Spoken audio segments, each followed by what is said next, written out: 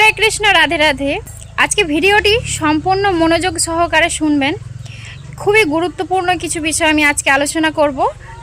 তো তার আগে জানাই সবাইকে শুভ নববর্ষের আগাম প্রীতি শুভেচ্ছা, অভিনন্দন ও অনেক অনেক ভালোবাসা। তো সামনেই বৈশাখ মাস আসতে চলেছে। ভগবানের প্রিয় মাসগুলির মধ্যে আমরা আজকে জানবো, তার সাথে জানবো প্রিয় দিনগুলি কি কি। ভগবানের 4টি দিন অত্যন্ত প্রিয়, স্পেশাল যাকে বলা হয়। এবারে তার থেকেও স্পেশাল হলো অক্ষয় তৃতীয়ার দিন। তো সমস্ত কিছু আমরা আজকে ডিটেলস জানবো, কোন কোন মাস প্রিয় এবং কোন কোন দিন প্রিয়, তাদের থেকেও কোনটা আরও বেশি স্পেশাল সেটিও আমরা আজকে জানবো। বৈশাখ, কার্তিক এবং মাঘ, এই 3টি মাস ভগবানের অত্যন্ত প্রিয়।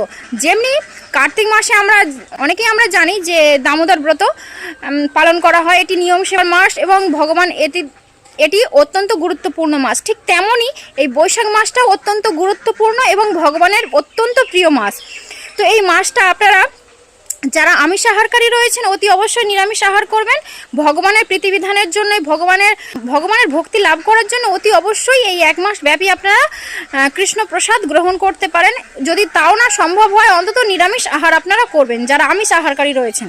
এই মাসের সবথেকে মূল গুরুত্বপূর্ণ যেটি হলো তুলসী সেবা, অর্থাৎ তুলসীকে জল প্রদান করা, জলধারা প্রদান করা। আপনারা এটি দিনে 2 বার করেও করতে পারেন। এই মাসে কিন্তু পাতক স্নানের অনেক বড় মাহাত্ম্য রয়েছে।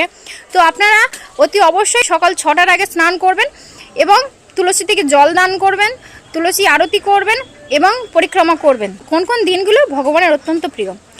তো পয়লা বৈশাখ, অক্ষয় তৃতীয়া, বিজয় দশমী এবং কার্তিক মাসের পয়লা। তো এই বছরের এই 4টি দিন গোবিন্দের অত্যন্ত প্রিয়।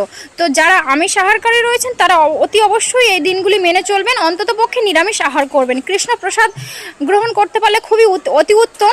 তো যদি না সম্ভব হয় তো অতি অবশ্যই নিরামিষ আহার করবেন। সামনেই আসতে চলেছে পয়লা বৈশাখ। তো এই দিন আপনারা কখনোই আমিষ আহার করবেন না, মাছ মাংস কখনোই ভক্ষণ করবেন না, নিরামিষ আহার করবেন।